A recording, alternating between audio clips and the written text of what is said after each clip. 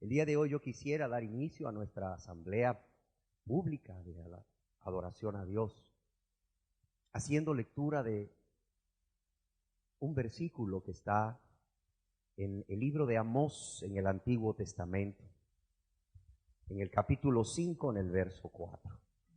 Y leemos así en Amós, capítulo 5, verso 4, pero así dice Jehová a la casa de Israel. Pero así dice Jehová a la casa de Israel: buscadme y viviréis. Buscadme y viviréis. Si pudiéramos ponerle un título a esta enseñanza, le pondríamos por título: buscadme y viviréis.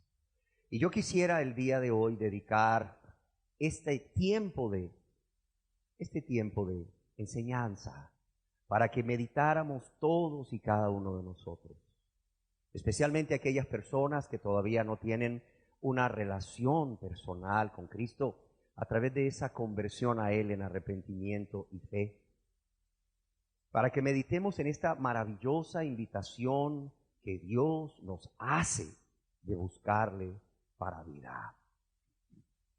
Yo quiero decirles que el profeta Amós es conocido como un profeta que ejerció su ministerio en el año 750 antes de Cristo. Y aunque este hombre era originario de Tecoa, una ciudad de Judá, él fue comisionado por Dios para llevar ese mensaje de parte de Dios al reino del norte, es decir, a Israel. Yo quiero decirles que al morir el rey Salomón, el hijo de David, al morir el rey Salomón, el reino de Israel se dividió en dos, eran 12 tribus. 10 de las tribus se separaron de 2 de las tribus. 10 de las tribus vinieron a llamarse el reino del norte, y esas 2 tribus, la de Judá y la de Efraín, vinieron a llamarse el reino del sur. Y a raíz de esa división que sucedió con Jeroboam, el rey que reinó después de Salomón, el reino del norte, o las tribus del norte, vinieron a llamarse exclusivamente Israel. O sea que en la Biblia, cuando usted escucha Israel después de esta división que hubo, se están refiriendo exclusivamente al reino del norte, a esas 10 tribus del norte.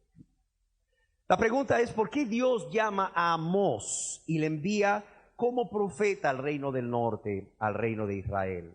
Porque esa nación, esa porción o esa parte de todo el reino de Israel, que vienen a ser esas 10 tribus del norte, ¿verdad?, le habían dado la espalda a Dios y se habían ido en pos del pecado. Óigalo bien.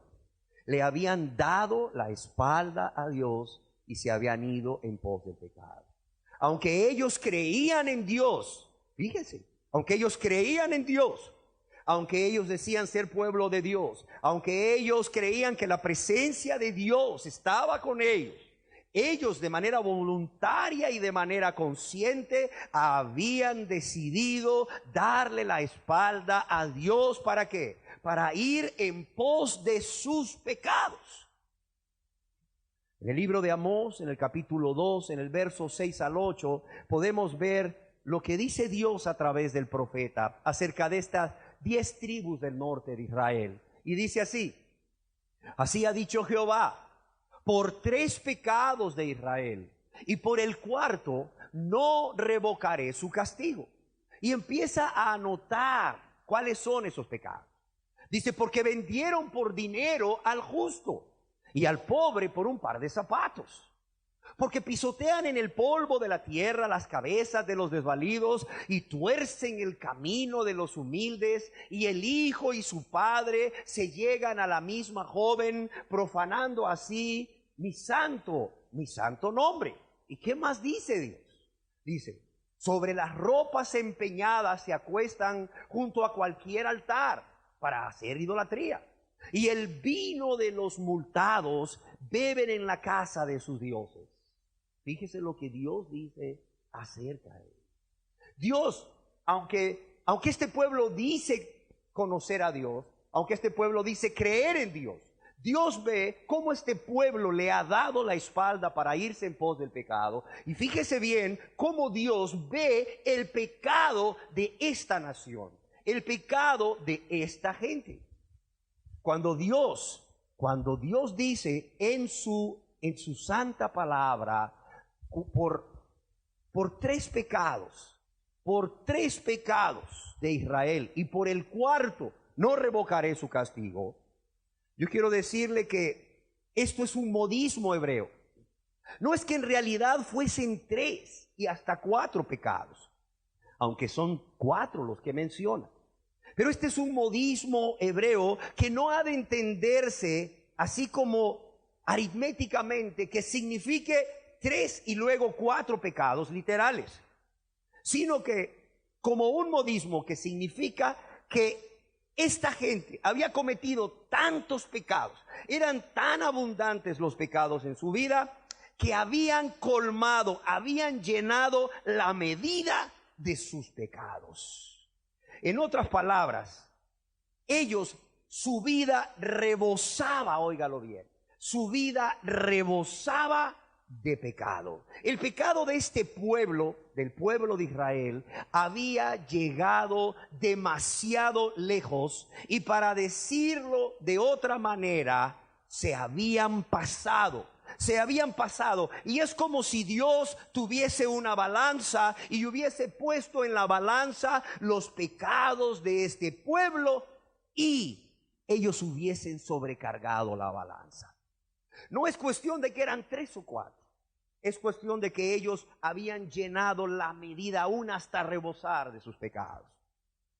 Y si Dios hubiera tenido una balanza para pesar los pecados de este pueblo, esta gente había llegado demasiado lejos en sus pecados, que se habían pasado y habían sobrecargado la balanza. En el libro de Amós, capítulo 3, verso 10, Dios nos habla con respecto a esto. Dios nos habla con mucho dolor. Dice, no saben hacer lo recto.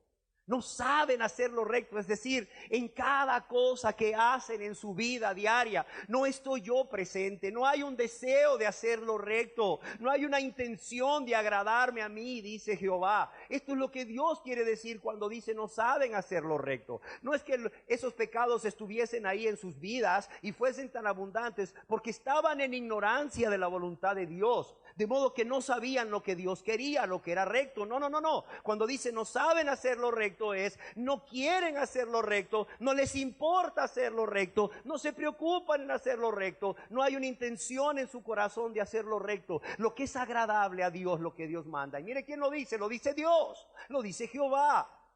Dice, atesorando rapiña y despojo en su palacio. Qué triste. Y por causa de este pecado, por causa de su pecado, Amós profetiza a esa nación amada por Dios, pero que le ha dado la espalda a Dios para irse en pos del pecado, juicio, óigalo bien, juicio, castigo, que vendrá del mismo Dios de amor y de misericordia sobre Israel a causa de sus pecados. Pecados que no han querido abandonar para volverse a Dios.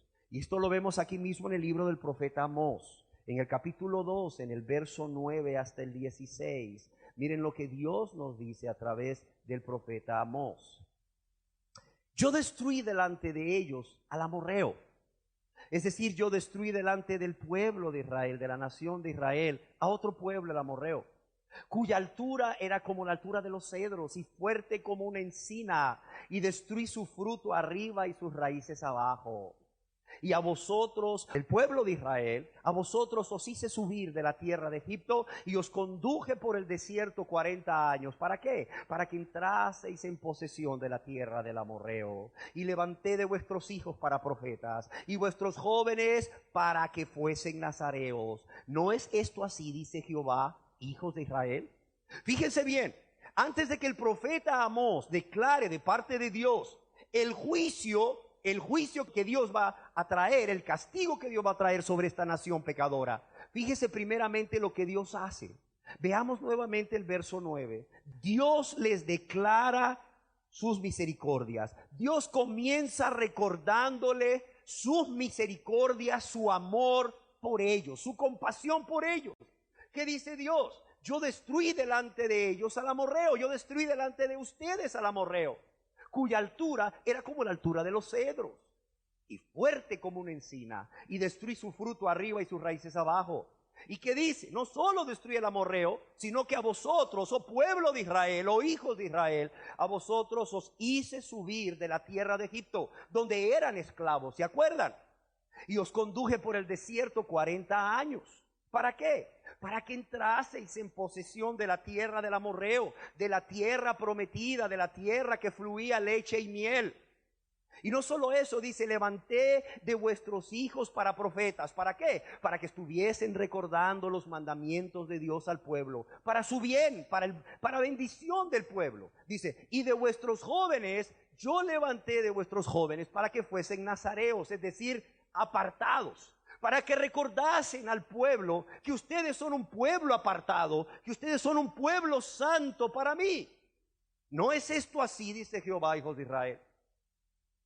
Y después de declararles su amor, su misericordia, su compasión, les dice, mas vosotros disteis a beber vino a los nazareos. Y esto estaba totalmente prohibido por Dios. Mas vosotros disteis a beber vino a los nazareos, y a los profetas mandasteis diciendo, no profeticéis. Y entonces comienza Dios a declarar el juicio. Pues he aquí, yo os apretaré en vuestro lugar, como se aprieta el carro lleno de gavillas.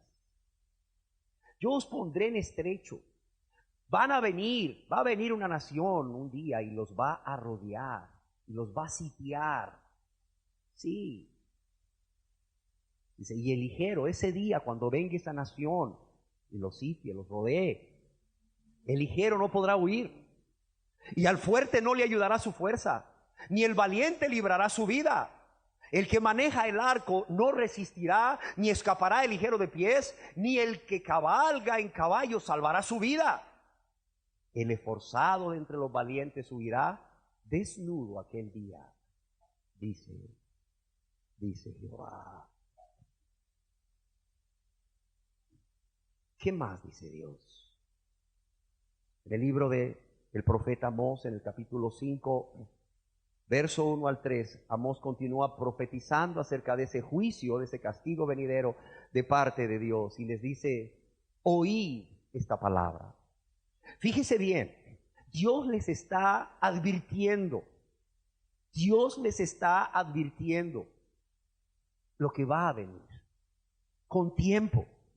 Oíd esta palabra que yo levanto para lamentación sobre vosotros, casa de Israel. ¿Cuál palabra? Dice, cayó la Virgen de Israel. Dios está dando por un hecho que van a ser sitiados y que van a ser llevados cautivos. Dice, cayó la Virgen de Israel y no podrá levantarse ya más. Fue dejada sobre su tierra y no hay quien la levante, porque así ha dicho Jehová el Señor. La ciudad que salga con 1000 volverá con 100, y la que salga con 100 volverá con 10, y la casa, dice, en la casa de Israel. ¿Qué les dice Dios? Oigan bien, van a ser sitiados. Sí, van a ser sitiados y van a ser vencidos, van a ser llevados cautivos. Mire, por mucho que salgan a pelear, no van a vencer, dice Dios. Yo no voy a estar con ustedes. No crean que yo voy a estar con ustedes, que Jehová de los ejércitos va a estar con ustedes para ganar la batalla por ustedes, como en otras ocasiones. No, yo ya no estaré con ustedes a causa de su maldad, a causa de su pecado. Y aunque ustedes salgan a defenderse, van a volver avergonzados, van a volver derrotados, dice Dios. Así va a suceder, van a volver derrotados, van a volver. La ciudad que salga con 1000 volverá con 100, y la que salga con 100 volverá con 10 en la casa de Israel. En el libro del profeta Amós, capítulo 6, verso 14, aquí mismo en este libro, continúa Amós profetizando ese juicio, esa caída de esta nación. Y dice, pues he aquí, oh casa de Israel, dice Jehová, Dios de los ejércitos, levantaré yo sobre vosotros a una nación que os oprimirá desde la entrada de Amat hasta el arroyo de Arabá. Pues he aquí, oh casa de Israel, dice Jehová, Dios de los ejércitos, levantaré yo sobre vosotros una nación que os oprimirá desde la entrada de Hamat hasta el arroyo de Arabá. Pero qué precioso es leer que en medio de ese mensaje de juicio contra esta nación del norte, cuya capital era Samaria, Dios envía a través del mismo profeta Amós un mensaje de esperanza. Sí, un mensaje de juicio. Pero en medio de ese mensaje de juicio, el Dios de amor, el Dios que no quería destruir a ese pueblo, el Dios que no quería castigar a ese pueblo, aunque sus pecados ya habían sobrepasado la medida, ese Dios de amor y misericordia manda un mensaje de salvación. Manda un llamado al arrepentimiento, manda un llamado a volverse a Él, cuando ahí mismo en el libro de Amós, capítulo 5, verso 4 en adelante, Dios mismo les está diciendo, pero así dice Jehová a la casa de Israel, ese mismo Jehová, ese mismo Dios que ha mandado a Amós a profetizar juicio, así dice Jehová a la casa de Israel, buscadme y viviréis. Buscadme y viviréis, y no busquéis en Betel, ni entréis en Gilgal, ni paséis a Beerseba, porque Gilgal será llevada en cautiverio, y Betel será deshecha. Buscad a Jehová y vivid. Fíjese bien. Dice, no busquéis en Betel, no entréis en Gilgal, ni paséis a Beerseba. ¿Qué era Betel? Betel era un lugar alto, era como un cerro que había sido un lugar de adoración para Dios primeramente. Betel quiere decir casa de Dios. Pero ¿qué pasó cuando se dividió el reino? Este rey Jeroboam, temeroso de que los habitantes de las tribus del norte, al tener que ir al templo a Judá a adorar, porque era el sitio que Dios había establecido, ¿para qué? Para que ahí se adorase, la gente se pasase del norte al sur y su reino se viese en peligro. Entonces este hombre mandó hacer 2 becerros de oro, 2 ídolos, y uno de ellos lo colocó en Betel y llamaba al pueblo cuando era el tiempo de las celebraciones para que fueran a Betel a adorar al ídolo y no al templo de Jerusalén a adorar a Dios.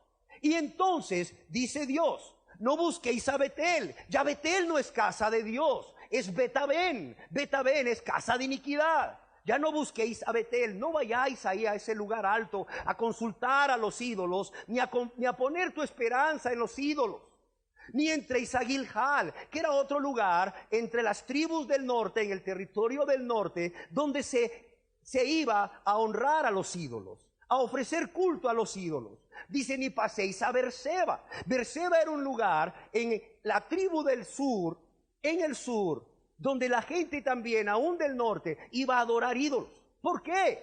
¿Por qué dice Dios, no busquéis a Betel, ni entréis en Gilgal, ni paséis a Beerseba? ¿Por qué? ¿Por qué dice Dios, no pongas tu esperanza en esos ídolos? Porque Gilgal, porque tanto los ídolos como el lugar donde se ofrece ese culto idolátrico, porque Gilgal será llevada en cautiverio y Betel será deshecha. Y Dios les dice, buscad a Jehová y vivid. Buscad a Jehová y vivid. Ese es el llamado de Dios. Ese es el llamado de Dios por medio del profeta. Ahí vemos cómo Dios llama a este pueblo. ¿A qué? Dios llama a este pueblo a que cese ya su rebeldía contra Él. Sí, a que cese ya su rebeldía contra Él. Es como si Dios les estuviese diciendo cuando les dice, buscadme y viviréis, volveos a mí con todo vuestro corazón. Aunque estéis condenados a muerte, seréis rescatados y viviréis. No es la primera vez que Dios demandaba juicio contra alguien, pero cuando la gente realmente se arrepentía y se volvía a Dios, Dios cambiaba de opinión y no hacía lo que había dicho que iba a hacer. Un ejemplo de esto es Nínive. Yo creo que muchos de aquí, si no todos, hemos oído hablar de Nínive porque está relacionada con el profeta Jonás. Y el profeta Jonás, a quien se lo tragó la ballena, como nos enseñan en el cuento Cuando somos niños, ¿verdad? ¿Se acuerdan? El profeta Jonás, que desobedeció a Dios y entonces se lo tragó una ballena, que realmente la Biblia no dice que fue una ballena, fue un pez muy grande que Dios creó para ese propósito. Pero bueno, así se nos enseña cuando niños, ¿no? Jonás se lo tragó la ballena, ¿verdad? ¿Por qué? Porque Jonás fue desobediente a Dios, pero Jonás se arrepintió en el vientre de la ballena, ¿verdad? Nos enseñan, bueno, en el vientre de ese animal que Dios creó, y luego pues ese animal lo deposita ahí cerca de las costas de Nínive. Y Jonás recibe el llamado de Dios por segunda vez. Y Jonás, arrepentido, entra a Nínive con un solo mensaje. ¿Cuál era el mensaje? Dios ama mucho a Nínive. No. Dice la palabra de Dios que la maldad de Nínive había subido hasta Dios. Es decir, los pecados de este pueblo, su maldad, su rebeldía, su desobediencia, su menosprecio contra el Dios de Israel. Mira, había subido hasta Dios. Era tan abundante que había subido hasta Dios, como los pecados de esta nación de Israel había también sido tan abundante que había subido delante de la presencia de Dios. ¿Se acuerdan cuando Jonás llegó a Nínive predicando? Jonás decía una sola cosa: de aquí a 40 días, ¿qué? Nínive será destruida. De aquí a 40 días Nínive será destruida. Nínive será destruida. Pero la palabra de Dios nos dice lo que hizo este pueblo de Nínive. Dice que desde el rey hasta el más pequeño, aún hasta los animales, fueron llamados a ayuno. Y dice que se convirtieron a Dios. Dice que se arrepintieron y se convirtieron a Dios de sus maldades. Y dice la palabra de Dios que vio Dios lo que habían hecho, que así como Dios se había visto su pecado, así como Dios había visto su pecado, Dios también vio su arrepentimiento, Dios vio su contrición, Dios vio su tristeza por haber pecado contra Dios, Dios vio su vergüenza por haber pecado contra Dios, Dios vio cómo había en ellos, desde el más grande, desde el rey hasta el más humilde, ese deseo de apartarse de su maldad por amor a Dios, para agradar a Dios. Y cómo ellos se arrepintieron de esa vida de maldad, de esa vida de pecado. Y cómo ellos fueron perdonados por Dios. Dios no los destruyó. No era la primera vez. Cuando Dios le dice al pueblo de Israel: buscadme y viviréis. Buscadme y viviréis. Ya Dios en su infinita misericordia ya había perdonado a otro pueblo. ¿Por qué? Porque se había vuelto a Dios en arrepentimiento y fe, y habían sido perdonados. ¿Qué les dice Dios? Cesad vuestra rebeldía contra mí, volveos a mí con todo vuestro corazón, pero aunque estéis condenados a muerte, seréis rescatados y viviréis.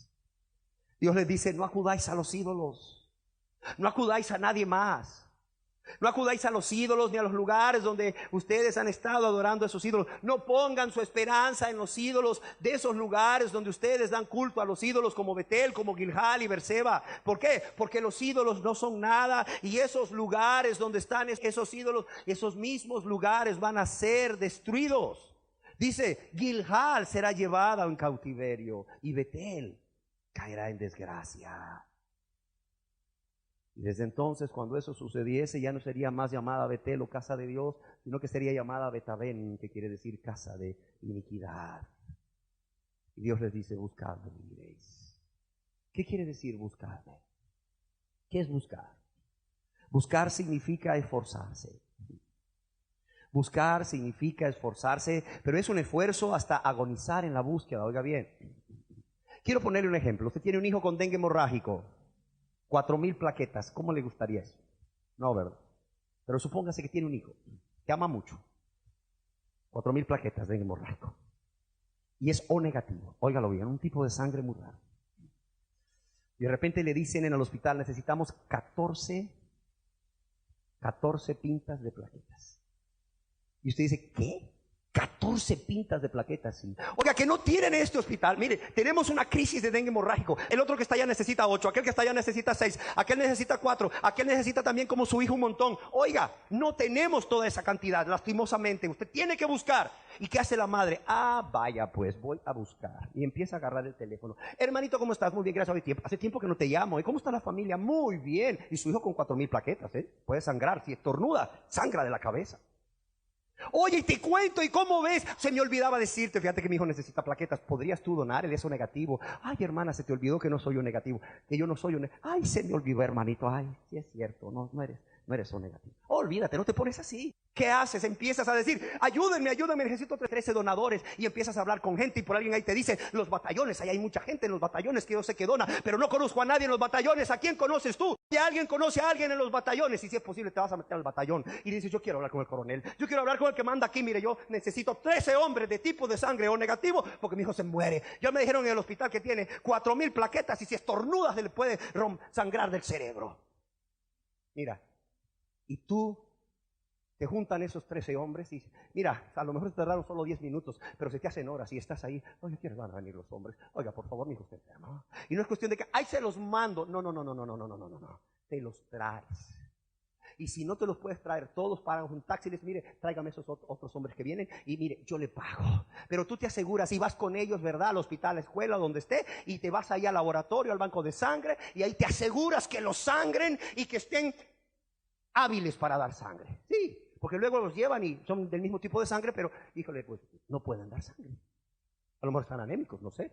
Hay varios factores por los cuales no pueden dar sangre. La cuestión es que tú finalmente no descansas. No descansas. Come. No, ¿cómo voy a comer, hombre? Mi hijo se está muriendo, ¿cómo voy a comer? Necesito 13 donadores. Mira, de esos 13 que conseguí en el batallón, solo 9 pudieron dar la sangre para 9 pintas. Oye, me faltan todavía más. ¿Dónde los consigo? Ya fui al batallón, ¿ahora dónde? No, pero come. No, mira, no me hables de comida hasta que tienes los 13 que han sido aceptados por el banco de sangre y que ya sacaron la sangre y que ya tienen las plaquetas y que ya ves que se las están pasando a tu hijo. Dices, ahora sí. Eso es buscar. Buscar es esforzarse hasta agonizar. Es esforzarse en hallar. Esforzarse en encontrar algo o alguien. Eso es realmente buscar. Esforzarse en hallar o encontrar algo o alguien. ¿Has visto gente que anda buscando trabajo, rogando a Dios no encontrar? ¿Has sabido de gente que anda buscando trabajo, rogando a Dios no hallar? Eso no es buscar. Eso no es buscar. De acuerdo a la definición, buscar es agonizar, esforzarse en buscar hasta hallar o encontrar algo o alguien. En hebreo, en que se escribió en el Antiguo Testamento, buscar significa buscar con el fin de hallar. Buscar con el fin de hallar. No es buscar a ver si lo encuentro. No es buscar a ver si lo encuentro. A ver si lo hallo. No. Es buscar con un fin, con un propósito. Y no darse por vencido hasta que eso sea logrado. Hasta que se encuentre lo que se busca. Lo que nos hace falta. Lo que no tenemos. Pero también buscar significa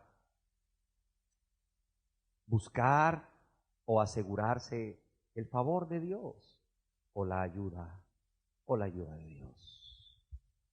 Cuando Dios dice buscadme, implica varias cosas.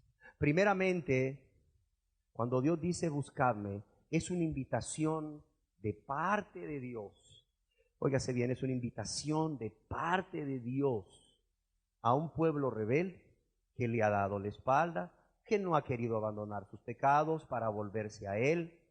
Y hoy en día, cuando Dios dice buscadme, es una invitación de parte de Dios a todas aquellas personas que no han tenido un encuentro personal con Dios por medio de esa conversión. Sí, por medio de esa conversión a la cual Dios nos llama a través del arrepentimiento de todos nuestros pecados y la fe en Cristo Jesús para ser salvos, para tener perdón de pecados. Nos habla a personas hoy en día que no han tenido ese encuentro personal con Dios por medio de la conversión y que viven una vida de rebeldía. ¿Por qué viven una vida de rebeldía? Porque no han querido abandonar sus pecados, aunque ya saben cuáles son sus pecados, aunque ya saben cuáles son las consecuencias de sus pecados para con Dios y para con su prójimo, aunque ya saben el mandamiento de Dios y no quieren volverse a Él. Entonces, buscarle es una invitación de parte de Dios a personas que no tienen a Dios como su Señor y Salvador. Personas que aún no se han convertido a Dios, que viven una vida de rebeldía, porque saben de manera consciente y voluntaria que no han querido abandonar los pecados para volverse a Él. Segundo, buscadme es una invitación de buscarle a Él y solamente a Él. Óigalo bien. Cuando Dios dice buscadme, es una invitación de buscarle a Él y solamente a Él. Eso quiere decir que no hay que poner los ojos. Eso quiere decir que no hay que poner la esperanza o las esperanzas en otra cosa que realmente no sea Dios. Cuando Dios dice buscadme y viviréis, ¿qué les dice inmediatamente? No busquéis a Betel, ni entréis en Gilgal, ni paséis a Beerseba. ¿Qué dice Dios? O sea, no vayas a esos lugares, no consultes a esos ídolos, no confíes en esos ídolos, no pongas tu esperanza en esos ídolos, no pongas tu confianza o tu esperanza en nada más que en mí, solo en mí. Porque buscarme es una invitación a buscarle a Él y solo a Él y a nadie más. En el Salmo capítulo 123, verso 1 y 2, tenemos una preciosa ilustración de qué es buscarle a Él y solamente a Él. Dice el salmista: a ti, hablando a Dios, a ti alcé mis ojos, a ti que habitas en los cielos. Y dice: he aquí, como los ojos de los siervos miran a la mano de sus señores, y como los ojos de la sierva a la mano de su señora, así nuestros ojos miran a Jehová nuestro Dios, hasta que tenga misericordia de nosotros. Lo leo de nuevo.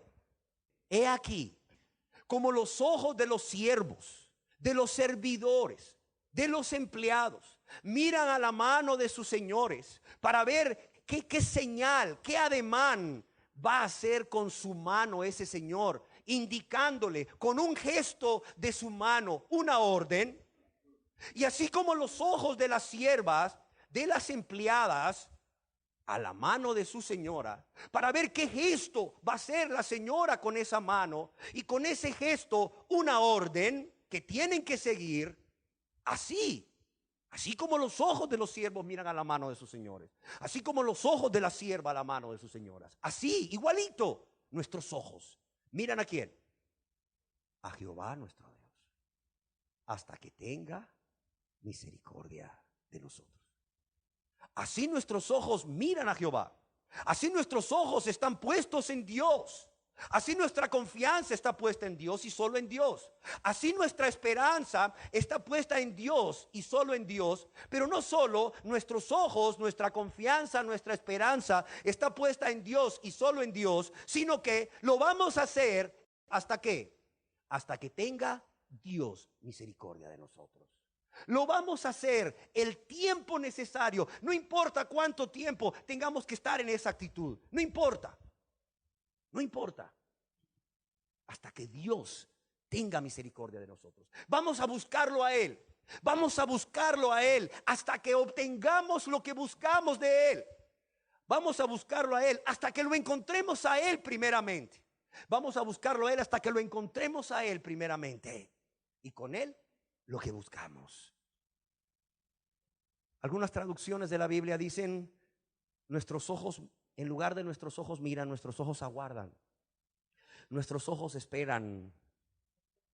Y decía Richard Holdsworth: el aguardar es más que mirar. El aguardar es mirar constantemente. Y el aguardar es no solo mirar constantemente, es mirar con paciencia, es mirar con sumisión, sometiendo todos nuestros afectos, sometiendo todos nuestros deseos, sometiendo nuestras voluntades a la voluntad de Dios. Esto es aguardar.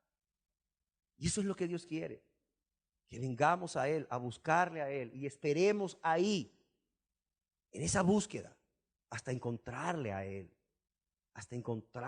Él, mirándole a Él constantemente, con paciencia, con sumisión, sometiendo nuestros afectos, nuestros deseos y nuestra voluntad a la voluntad de Dios. Así de sencillo. Eso es aguardar. Pero también yo quiero decirle que buscarle o buscarme no solamente es una invitación a venir a Él de parte de los que no tienen esa relación personal con Él, porque nunca se han convertido en arrepentimiento y fe. No solo es una invitación de venir a Él y solamente a Él, poniendo toda nuestra confianza, nuestra esperanza, nuestros ojos en Él, sino que es una invitación a buscarle a Él y solo a Él, esforzándonos. Entonces usted pensará, aquí se predica que la salvación es por obras. No. La salvación es un regalo de Dios. Cuando Dios te dice, buscadme, venid a mí para vivir, Dios se lo está diciendo a un pueblo pecador, a un pueblo que no tiene nada que ofrecerle a Dios más que su pecado y su rebeldía para que sea perdonado por Dios. Pero cuando Dios le dice, buscadme, ¿qué les está diciendo? Les está diciendo que hay que venir al Dios que perdona, hay que venir al Dios de la misericordia, al Dios que lo hace por gracia, pero hay que venir a Dios quitando todo aquello que hay en nuestro camino, que nos pueda apartar, que nos pueda estorbar, que nos pueda distraer de ¿qué? De venir a Él y perseverar en esa búsqueda de Él. Cuando digo que implica buscarle, implica esforzarse, es no que te vas a esforzar por salvarte. Tú y yo no podemos hacer nada para salvarnos. Por eso Cristo vino a morir en la cruz del Calvario, para pagar esa deuda que tú y yo no podíamos pagar a Dios por causa de tus pecados y los míos. Él vino a morir por ti y por mí. Él fue nuestro sustituto. Él es el Cordero de Dios que fue puesto por Dios en el altar de sacrificios al morir en esa cruz. ¿Para qué? Para que tú y yo pudiésemos ser perdonados por Él, por medio de Él, por medio de su sacrificio. Porque en ti y en mí no hay nada bueno que podamos ofrecerle a Dios a cambio de nuestra salvación. Ese pueblo de Israel, como el pueblo de Nínive que les mencioné, no tenía nada que ofrecerle a Dios.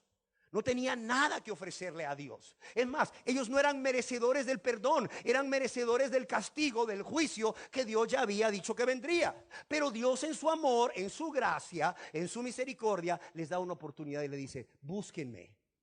Búsquenme a mí. Ustedes no me tienen a mí. Dicen que creen en mí, pero con sus pecados me aborrecen. Ustedes me han dado la espalda. Ustedes no tienen nada más que pecados, más que rebeldía, más que menosprecio. Pero búsquenme a mí y van a vivir. Búsquenme a mí y yo los voy a perdonar. Búsquenme a mí y voy a cancelar el juicio que había dicho que les iba a enviar. Pero búsquenme a mí y búsquenme quitando del camino, de vuestro camino, todo aquello que te distraiga, todo aquello que te estorbe a venir a mí. ¿Cómo qué cosas? Como los afanes. Hay gente que viene a una prédica y dice, wow, qué palabra, cómo Dios me habló. Si es cierto, yo soy así, yo estoy así, yo soy rebelde, yo soy menospreciador, Dios es justo al condenarme, yo estoy mal delante de la presencia de Dios, yo necesito hacer la voluntad de Dios, yo necesito arrepentirme con la gracia de Dios, yo necesito creer en Jesús para perdón de pecados, yo necesito esto, sí lo necesito. Pero mire, saliendo de este lugar y el resto de toda la semana, comienza su día a las 5 de la mañana y termina a las 11 de la noche. De modo que cuando tú le dices a las 11 de la noche, oiga, ¿cómo dijo que se llama? ¿Cómo es que dijo usted que se llama? Y ¡puf! Se duermen. Y al día siguiente igual, y al día siguiente igual, y el próximo domingo vienen. Y dicen, Señor, no hice nada en la semana para buscarte, para vivir. Por causa de tu perdón, por causa de tu misericordia. Y vuelven a escuchar nuevamente la palabra de Dios, el llamado de Dios. Y Dios les dice, buscadme y viviréis. Y dicen, sí es cierto, yo necesito buscarle a Él. Es a Dios el que yo necesito. Y con Él su perdón, su misericordia y todo lo que Él da. Y salen nuevamente. Y son tantos los afanes. Son tantos los afanes que tienen entre semana, que ni se acuerdan de Dios, que ni se acuerdan de su necesidad de Dios, que ni se acuerdan de lo que Dios les dijo. Y ahí los ves domingo tras domingo. ¿Y qué pasa? El espíritu se contrista. ¿O qué pasa? Son personas que están conscientes que tienen que buscar a Dios. Son personas que están conscientes que tienen que buscar a Dios. Y se disponen a buscar a Dios. Se disponen a entregarle su vida. Se disponen a arrepentirse y a creer. Pero en eso hay un pecado que produce mucho deleite, mucho placer. Hay un pecado, hay un ídolo en el corazón. Quizás una persona muy amada, más amada que Dios. Y la persona dice, híjole, es que si yo dejo este pecado, ya no voy a poder hacer esto que tanto me gusta, que tanto placer me da. Es que si me convierto a Dios, quizás esa persona que amo más que a Dios me va a empezar a ver mal, me va a empezar a menospreciar. Quizás me deje de amar y yo no quiero perder a esa persona y no quiero perder el amor de esa persona. Oye, pero vas a ganar a Cristo, vas a ganar el amor infinito de Cristo, el amor que no tiene límites, el amor que te ama sin esperar nada a cambio, el amor que no es egoísta. El amor de Cristo lo vas a ganar. Pero la persona está pensando, ¿y si me convierto a Dios? ¿Qué van a pensar los demás? ¿Qué va a pensar mi familia? Que me volví fanático, loco, loca. Exagerado, exagerada. ¿Qué van a decir? Oiga, yo vengo de una religión tal. Van a decir que los traicioné. Oye, pero estás amando a Cristo. Estás agradando a Dios. Estás agradando a Dios. Y si agradas a Dios, yo te voy a ser sincero. Mira, si tú agradas a Dios, mira, y la gente se opone a ti porque agradas a Dios, ¿qué importa? Es a Dios a quien tenemos que agradar. La gente va y la gente viene. La gente que se va a oponer es gente egoísta, que hoy te ama y mañana no te ama, que hoy te tienen alta estima y después te menosprecia, que hoy dice amarte y mañana te lastima, que hoy busca tu bien y mañana busca tu mal. Pero Dios no es así. Dios te va a amar siempre. Él nunca te va a lastimar. Él siempre va a buscar tu bien. Él nunca va a buscar tu mal. Él siempre te va a amar con ese amor eterno con que te ha amado, con ese amor que te ha amado desde el vientre de tu madre. Él siempre va a estar ahí cuando lo necesites. Él siempre va a estar ahí si estás alegre. Él siempre va a estar ahí si estás triste. Él siempre va a estar ahí si estás sano o sana. Él siempre va a estar ahí si estás enfermo o enferma. Él es el que verdaderamente va a estar ahí en la salud y en la enfermedad, en la bonanza y en la pobreza. Si tienes dinero, Él va a estar ahí. Si no tienes dinero, Él va a estar ahí. Oye, si por ganar a Él tienes que perder todo, ¿qué importa si cuando le ganas a Él estás ganando todo? Cuando le tienes a Él, mira, tienes lo más importante de tu vida. Es más, te la pongo así de sencillo. Tienes lo único que es importante cuando te mueres. Un segundo después de la muerte. Por cierto, han habido muchas muertes en este año. Un segundo después de la muerte. Lo único que realmente importa es si tenías o no tenías a Cristo. Porque todo lo demás queda. Fortuna queda, salud queda, buen nombre, buena fama, todo queda, familiares quedan, todo queda, sueños, metas, planes quedan. Cuando el impío perece, dice Dios, perece su esperanza. Cuando el impío perece, perece su esperanza. Pero cuando el salvo, cuando una persona que realmente se ha convertido a Dios en arrepentimiento y fe, no solamente que ha hecho una oración de aceptar a Cristo y sigue viviendo igual en su misma vida de pecado, en su misma vida de egoísta, haciendo la voluntad de él o de ella y no la de Dios. No, digo el que realmente se convierte a Dios. El que realmente dice, Señor, aquí está mi vida para que la perdones. Señor, aquí está mi vida para que la salves. Pero también aquí está mi vida para que la dirijas. Aquí está mi vida para que la gobiernas. Tú ahora vas a ser mi Señor. Yo ya no voy a ser mi Señor, sino que tú vas a ser mi Señor. Y vas a decir como el apóstol Pablo, y ya no vivo yo, ya no vivo para mí yo, para hacer lo que yo quiero, sino que Cristo vive en mí. Cuando una persona hace eso y muere en ese estado, en Cristo, mira, esa persona tiene un gozo. ¿Por qué? Porque realmente al momento de morir, al momento de partir de esta tierra, tiene lo único que realmente importa. Lo único que realmente importa cuando tú te mueres, porque lo demás se queda. Lo único que realmente es eterno, porque lo demás es temporal. Lo demás es temporal. Cuando Dios dice, buscadme, y dice, esforzándote, no es que vamos a ganar la salvación haciendo cosas, no. Es que más bien vas a quitar todos aquellos estorbos que te distraigan o te impidan venir a Él, para que Él te salve, para que Él te perdone, como son afanes, como son pecados, cualquier pecado, como es incredulidad, como es justicia propia, el creerte bueno, el creerte buena. No, pues si yo no hago mal a nadie. No, si mire todo lo que yo hago. Pues sí es cierto. Mire, pues yo ofendo a Dios con este y este otro pecadito, pero mire por aquí todo el montón de cosas que yo hago. No, con Dios no es así. Tampoco es así con la esposa que descubre la infidelidad, pero le llevas mariachis, ¿verdad? No los acepta. Oye, pero salieron tan caros los mariachis. No, pues yo no quería que me trajeras mariachis, quería que me fueras fiel. O le da un viaje a Nueva York, a París, a que compre ropa y te doy esta tarjeta de crédito. Mira, Platinum con $10,000. Mira, es más, te autorizo ahorita 20,000 más si quieres. No, no, yo no quiero eso. Yo te quiero a ti, dice la esposa. Te quiero a ti.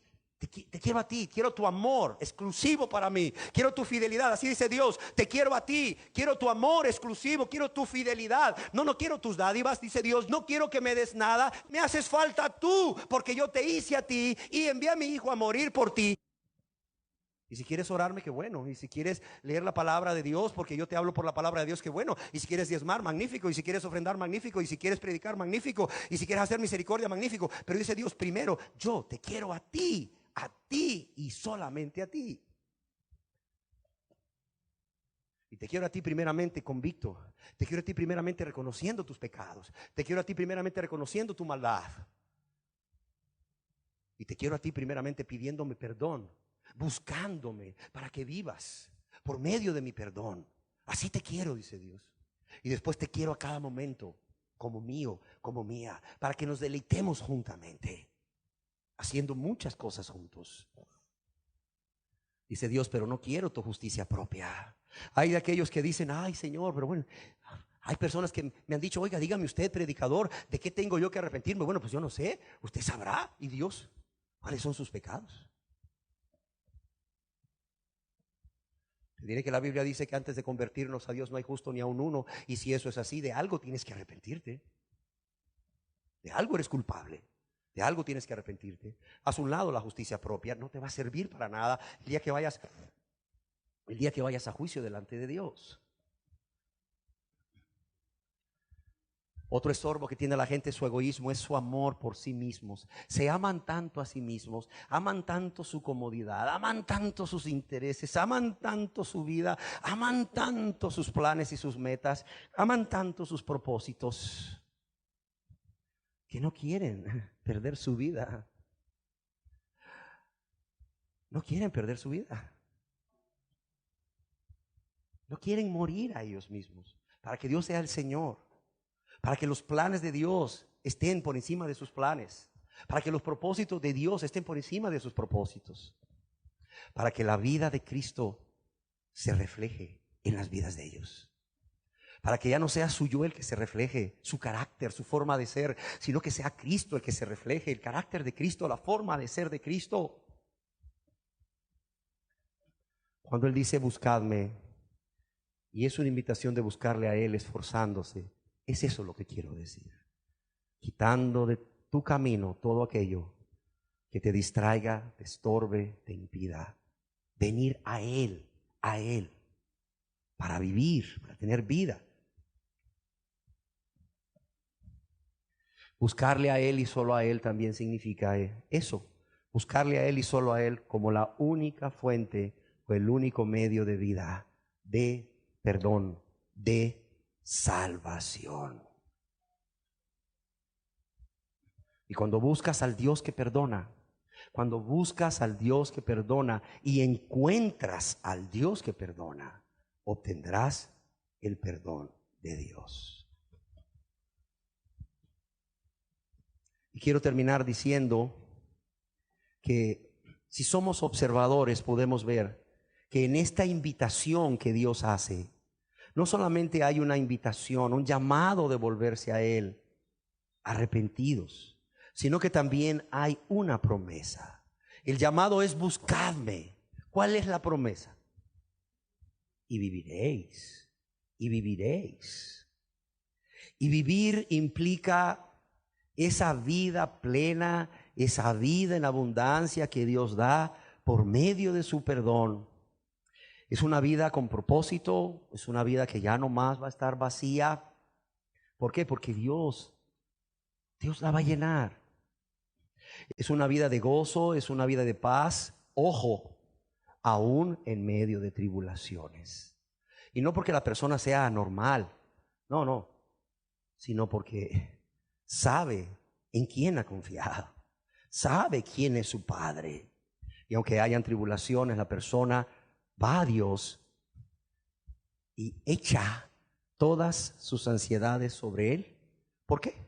Porque Él tiene cuidado de nosotros. Qué precioso. Sí hay tribulaciones, pero la persona va y echa todas sus ansiedades sobre Él, sobre Dios. ¿Por qué? Porque Él tiene cuidado de nosotros. Y hay gozo y hay paz. Hay pérdidas. Puede ser una pérdida de un trabajo, puede ser una pérdida de salud, puede ser una pérdida de un familiar muy querido que murió. Y hay tristeza, hay congoja, pero la persona va a Dios. La persona va a Dios y obtiene ese consuelo maravilloso. Ese consuelo maravilloso que solo Dios puede dar por medio de su Espíritu Santo. Y ahí ves a la persona que ha tenido una pérdida de un ser querido, ¿verdad? Que quizás siente dolor. No quizás, seguramente siente dolor. Pero en su dolor va a Dios y le presenta su dolor a Dios. Y Dios, a cambio de su dolor, ¿sabes qué le devuelve? Le devuelve gozo, le devuelve paz. Y le ves tranquilo, le ves tranquila. Y a lo mejor la gente dice, ese no quería a su marido. O esa no quería a su marido. O ese no quería a su esposa. O esa mamá no quería a su hijo. O ese papá no quería a su hija que murió. No, sí la quería. Sí la quería y mucho. Quería mucho a su marido, quería mucho a su esposa, quería mucho a su hijo, a su hija, a su papá o a su mamá que murió. Pero ¿qué pasa? Que el gozo y la paz que Cristo da, eso es indescriptible. Tienes que vivirlo. Tienes que vivirlo. Y es parte de esta vida plena que Dios ofrece. Hay un canto que canta mucha gente. Ese gozo que yo siento en mi alma, solo Cristo me lo pudo dar. Pero no tienen al Cristo que da el gozo. Se saben el corito, lo cantan, pero no tienen al Cristo que da el gozo. Y cuando viene la tribulación, cuando viene la angustia, cuando viene el dolor, pues no tienen el gozo. ¿Por qué? Porque no tienen al Cristo que da el gozo. Y por eso no tienen esa vida plena, esa vida en abundancia. Esa vida con propósito, esa vida que ya no está más vacía, esa vida que tiene gozo y paz en medio de la tribulación. Pero también viviréis, no solo quiere decir esa vida plena que acabo de describir, esa vida en abundancia que acabo de describir aquí en esta tierra, sino que al morir hay una vida que es eterna en el cielo. Una vida que es eterna en el cielo con Dios, donde Dios ha prometido delicias. Imagínese usted, delicias. Delicias a su diestra para siempre. Delicias a su diestra para siempre. Yo quiero decirle que la promesa es segura. ¿Por qué? No porque la hago yo, sino porque la hace Dios. Es Dios quien dijo, buscadme y viviréis. Hay seguridad de parte de un Dios que no miente, óigalo bien. Hay seguridad de parte de un Dios que no miente, que si alguien le busca a Él, como ya vimos, esa persona va a vivir. Dios, nótese bien, que Dios no está diciendo buscadme y quizás vivas. Dios no está diciendo buscadme y tal vez vivas, nada. Dios dice, buscadme y viviréis. Hay garantía de parte de un Dios que es fiel, de un Dios que no miente, que los que le buscan a Él con un corazón contrito y humillado, van a vivir no solo una vida de abundancia en esta tierra, sino que al morir una vida eterna con Él en el cielo. Pero yo quiero decirles, ojo, que así como es una realidad que si le buscas a Él como Él demanda, vas a tener vida, también es una realidad lo opuesto. Si no le buscas, vas a morir. Óigase bien. También es una realidad lo opuesto. Tan seguro como que si le buscas vas a vivir, así igual de seguro es que si no le buscas, vas a morir, vas a perecer. Y yo quiero decirles que esto fue una realidad para esas 10 tribus del norte, para Israel, porque no quisieron volverse de sus pecados a Dios, porque fueron rebeldes al mandamiento de Dios, menospreciaron esa invitación de Dios a venir a Él para vivir. Acompáñenme al segundo libro de Reyes en el Antiguo Testamento, en el capítulo 17, verso 1 al 18, y con esto termino. Aquí se narra cómo se cumplió que si no le buscas, moriréis. Y dice así: en el año 12º de Acaz, rey de Judá, comenzó a reinar Oseas, hijo de Ela, en Samaria. Samaria, les dije que era la capital de las 10 tribus de Israel en ese entonces. Entonces dice: en el año 12º de Acaz, rey de Judá, comenzó a reinar Oseas, hijo de Ela, en Samaria, sobre Israel, y reinó 9 años. E hizo lo malo ante los ojos de Jehová, aunque no como los reyes de Israel que habían sido antes de él. Contra este rey, contra Oseas, subió Salmanasar, rey de los asirios, y Oseas fue hecho su siervo y le pagaba tributo. Mas el rey de Asiria, Salmanasar, descubrió que Oseas conspiraba. ¿Por qué? Porque había enviado embajadores a quién. Sigamos leyendo, por favor. Embajadores a So, rey de Egipto, y no pagaba tributo al rey de Asiria, como lo hacía cada año. Por lo que el rey de Asiria le detuvo y le aprisionó en la casa de la cárcel. Y el rey de Asiria, ¿qué dice aquí? Invadió todo el país y sitió a Samaria y estuvo sobre ella 3 años. ¿Te acuerdas que la profecía decía que iban a ser rodeados? Que iban a ser así como apretujados, que iban a ser rodeados, sitiados. Aquí está el rey de Asiria invadiendo todo el país y sitiando la capital. Y sí, la sitió 3 años, tal como Dios profetizó por medio de Amós. Dice: en el año 9 de Oseas, el rey de Asiria tomó Samaria y llevó a Israel cautivo a Asiria y lo puso en Alá, en Abor, junto al río Gozán y en las ciudades de los medos. ¿Y qué más nos sigue diciendo Dios? Por favor. ¿Por qué? ¿Por qué Dios hizo eso? Si Dios les había dicho que lo iba a hacer, pero también ante la advertencia les había dicho: buscadme y viviréis. ¿Por qué Dios hizo eso finalmente? Porque los hijos de Israel pecaron contra Jehová su Dios.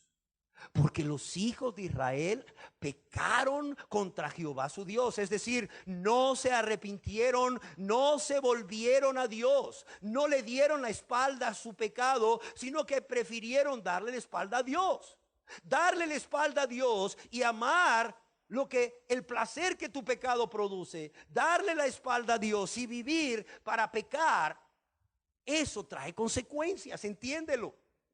Dice: porque los hijos de Israel pecaron contra Jehová su Dios. Por eso les vino todo esto. Y pecaron contra Jehová su Dios, que los sacó de la tierra de Egipto, debajo la mano de Faraón, rey de Egipto. Y temieron dioses ajenos. Pecaron contra Jehová su Dios, que solo bien les hizo. Solo bien.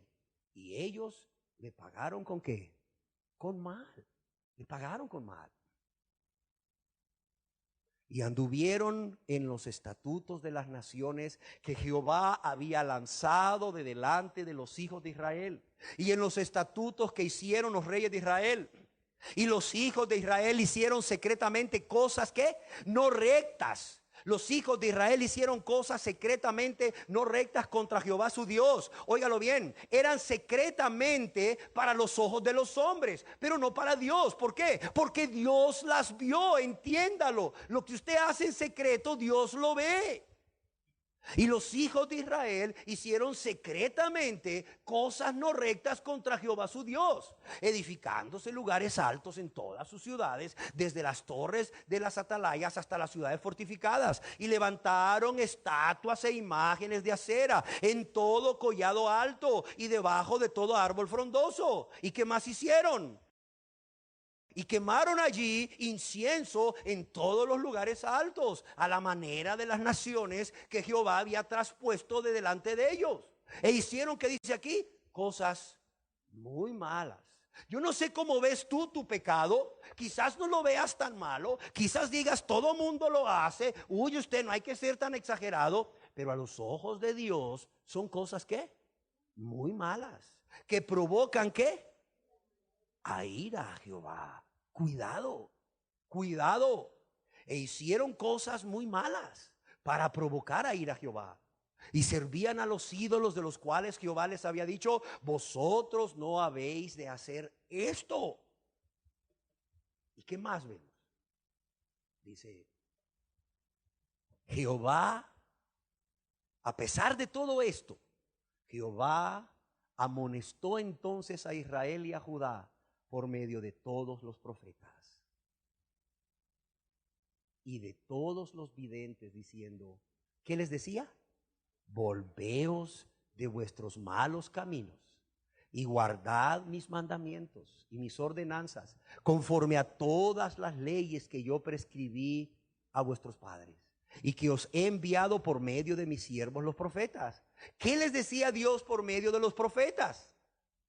Volveos de vuestros malos caminos y guardad mis mandamientos y mis ordenanzas, conforme a todas las leyes que yo prescribí a vuestros padres y que os he enviado por medio de mis siervos los profetas. Y si quieres un resumen de esto, ¿sabes cuál es? Buscadme y viviréis. Ese es el resumen. Buscadme y viviréis. Pero ¿qué dice el verso 14? Y ellos fueron muy obedientes. No, ¿qué dice el verso 14? Mas ellos no obedecieron. ¿Antes qué? Antes endurecieron su cerviz, como la cerviz de sus padres, los cuales no creyeron en Jehová su Dios. ¿Y qué sigue diciendo Dios a través de el escritor? ¿Qué dice aquí? No solo no obedecieron, ¿qué dice aquí? Desecharon sus estatutos. Desecharon sus estatutos. Y el pacto que él había hecho con sus padres. Y los testimonios que él había prescrito a ellos. ¿Y siguieron qué? La vanidad, lo que no sirve. ¿Y se hicieron qué? Se hicieron vanos. Y fueron en pos de las naciones que estaban alrededor de ellos. Imagínate, dejaron a Dios para seguir su vida de pecado y para ir en pos de las naciones, es decir, en pos de las costumbres de las naciones paganas, en pos de los pecados de las naciones paganas. Se fueron en pos de las naciones que estaban alrededor de ellos. Dejaron a Dios por las naciones que Dios mismo iba a destruir. ¡Qué locura! Pero así es. Se fueron y fueron en pos de las naciones que estaban alrededor de ellos, de las cuales Jehová les había mandado. Fíjese bien, Dios les había mandado que no hiciesen a la manera de ellos. Y luego vuelve a decir el verso 16, dejaron todos los mandamientos de Jehová, su Dios. Dejaron todos los mandamientos de Jehová su Dios y se hicieron imágenes fundidas de 2 becerros y también imágenes de acera y adoraron a todo el ejército de los cielos, esto es el sol, las estrellas y todo, y sirvieron a Baal, un ídolo. Y lo peor es esto, Mira hasta dónde llegaron. Hicieron pasar a sus hijos y a sus hijas por fuego. Tiraban. Baal era una imagen que tenía en medio, por el ombligo, para que me entiendas, un agujero. Y abajo por los pies tenía otro agujero donde se le metía leña. Era como una chimenea. ¿Y sabes qué hacían? Por el ombligo tiraban a los niños de meses y a las niñas de meses a que fueran quemadas. Y se dieron a adivinaciones y agoreros, el horóscopo, el tarot, todo eso. Y se entregaron a hacer ¿qué? Lo malo. Se entregaron, es decir, ellos voluntariamente y conscientemente decidieron, nadie los forzó, ellos decidieron hacer lo malo. Y mira esto, ante los ojos ¿de quién? De Jehová. Por muy escondidos que hicieran las cosas, siempre lo que hagan va a estar ante los ojos de Jehová. Y no creas que Dios dice, ay sí, pobrecitos, ay sí. Dice, provocándole ¿qué? A ira. Y termino diciendo, Jehová por tanto se airó en gran manera contra Israel y los quitó de delante de su rostro. Y no quedó sino solo la tribu de Judá. Ese fue el fin. Ese fue el fin de toda esta gente. Y vemos el fin y vemos el porqué. Amós profetizó en el año 750 antes de Cristo. ¿Y sabes cuándo sucedió esto? Esto que te estoy diciendo, que vino el rey y sitió Samaria por 3 años y los llevó cautivos, etcétera. En el año 722. Antes de Cristo, los años se contaban de más a menos, de 5,000 a 0. No es como ahorita que vamos en el año, ¿verdad? De 0 al 2000, no. Amós profetizó en el año 750 antes de Cristo. Y en el año 722, ¿cuántos años después? A ver, 750 menos 722, ¿qué es? ¿28 años? Así estamos, ¿verdad? ¿O no? Ok. 28 años después de esta profecía de Amós, pero también de este llamado de Dios a través de Amós, de buscarle para vivir. 28 años después, ellos fueron llevados cautivos. 28 años después. Pensaron que no iba a suceder nunca, pero tan solo 28 años después se cumplió. Que así como si le buscas vas a vivir, si no le buscas vas a perecer, vas a morir. Que así como tan real, tan cierto es que si le buscas a Él de todo corazón, con un corazón arrepentido, con un corazón rendido, con un corazón avergonzado por haber pecado contra Él, con un corazón dolido por haber pecado contra Él, con un corazón que aborrece el pecado y la maldad, porque ve las consecuencias de ese pecado para con Dios. Hay dolor en el corazón de Dios, hay dolor, hay una ofensa para con Dios, pero también para con el prójimo. Como también hay dolor y una ofensa en el prójimo cuando pecamos, cuando cometemos un pecado. Fíjese bien, cuando no se viene a Dios con ese corazón arrepentido y no se confiesan esos pecados a Dios, apartándose de ellos con la ayuda de Dios.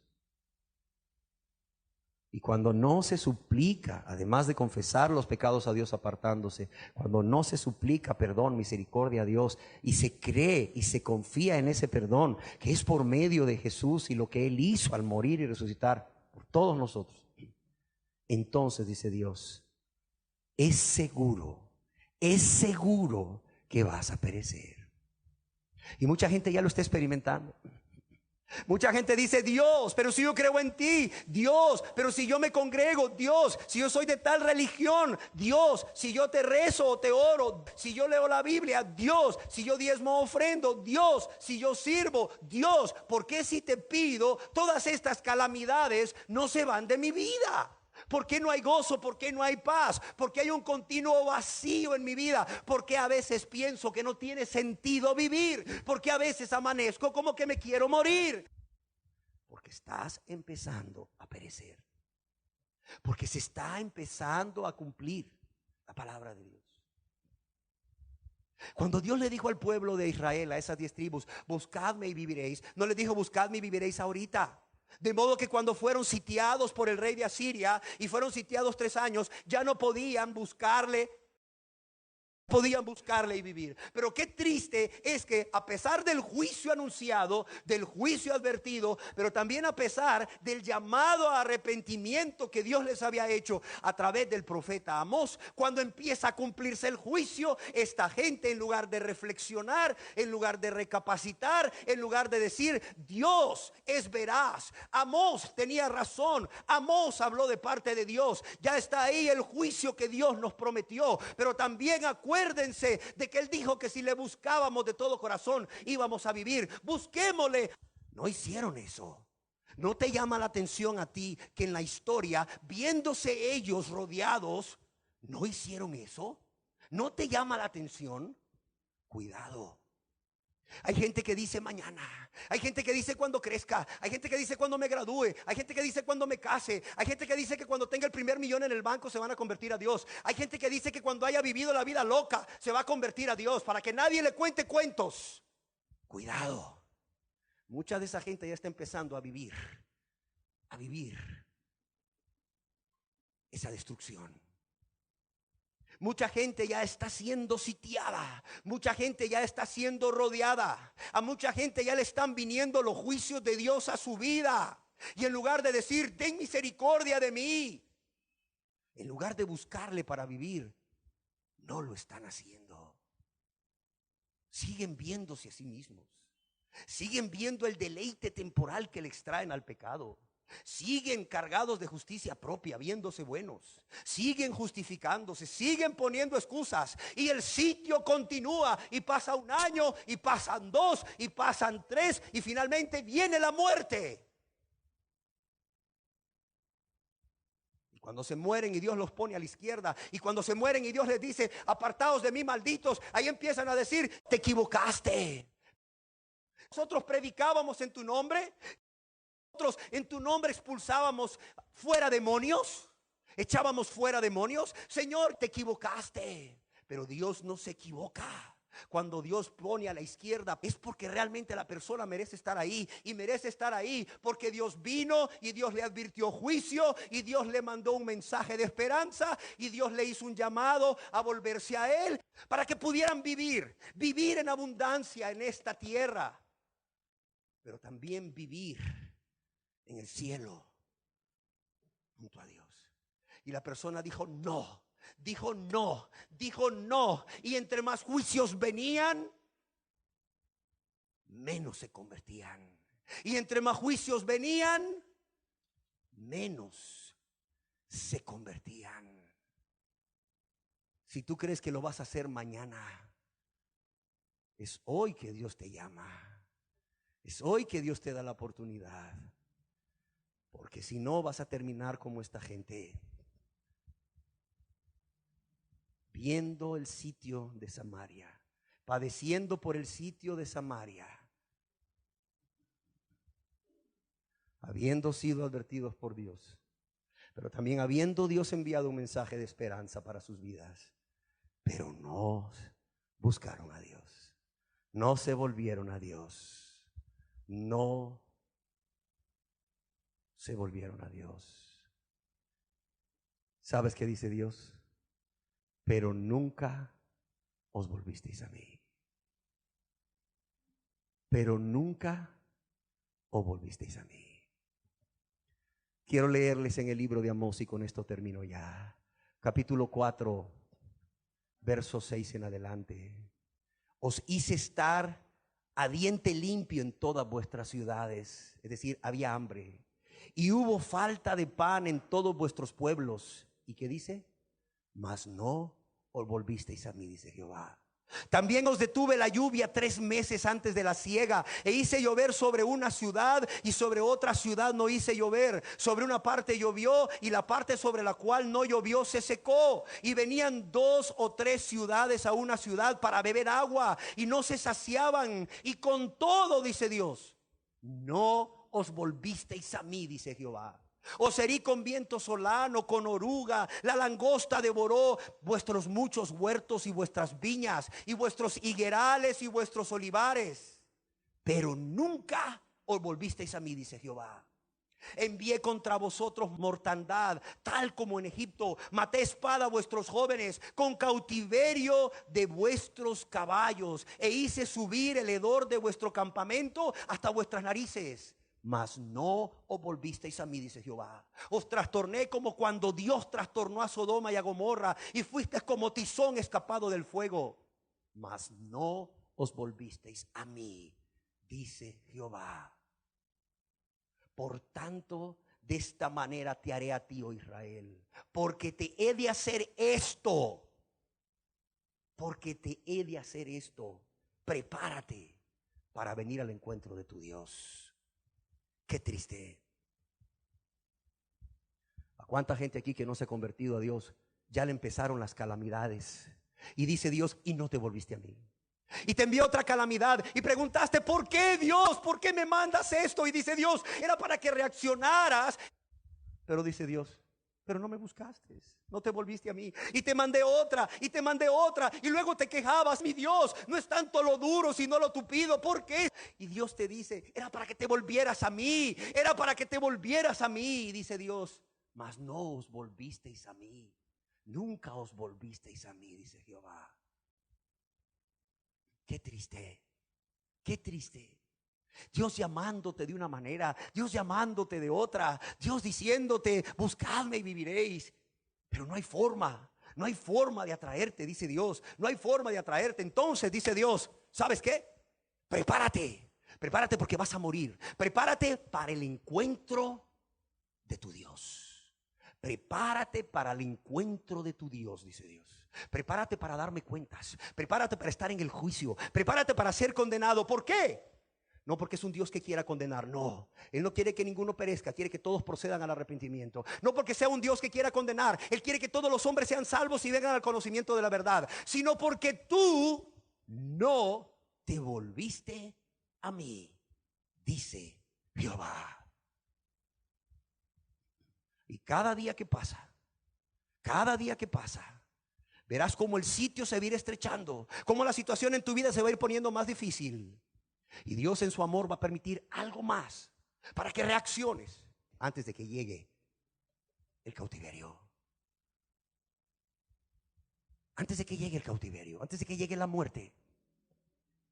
Pero si no te arrepientes y no te conviertes a Dios,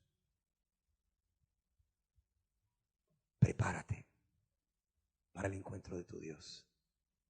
Si no te arrepientes, si no le buscas para tener vida a través de su perdón, de su salvación, una cosa te digo, prepárate para el encuentro de tu Dios. Eso te lo quiero dejar claro. Si no le buscas para vivir por medio de su perdón y su salvación, ahora que hay esperanza, solo te queda una cosa: prepárate para el encuentro de tu Dios. Estás advertido, estás advertida. Amén. Demos gracias a Dios. Gracias, Señor, por esa preciosa invitación que nos haces de venir a ti, pero también de esa advertencia a todo aquel, Señor, que en este tiempo de gracia, en este tiempo de misericordia, de esperanza, no se vuelva a ti, abandonando, Señor, esta vida egoísta, esta vida de pecado, abandonando el mundo y las cosas del mundo, Señor, abandonando ese amor que tienen por ellos mismos, por ellas mismas, abandonando, Señor, el hacer su voluntad y solo su voluntad, para convertirse a ti, Señor, para convertirse a ti de todo corazón, para entregarse a ti, para rendirse a ti, para vivir para ti, para vivir para amarte a ti, para obedecerte, para agradarte, para servirte, pero también para depender de ti en todo. Padre, gracias por esta advertencia también. No solo gracias por esta invitación de buscadme y viviréis, sino gracias por esta advertencia El que no lo haga, Señor, aún sabiendo del juicio que viene por causa de sus pecados, pero también sabiendo de la misericordia tuya, de la promesa tuya,